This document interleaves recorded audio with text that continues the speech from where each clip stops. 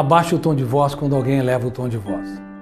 Quem tem necessidade de elevar o tom de voz já perdeu. Perdeu sua capacidade de autocontrole, sua capacidade de encantar seu filho, sua filha, marido, esposa, namorado ou namorada, ou até seus colaboradores. Quem eleva o tom de voz é porque precisa manter uma autoridade doentia para se fazer ouvido.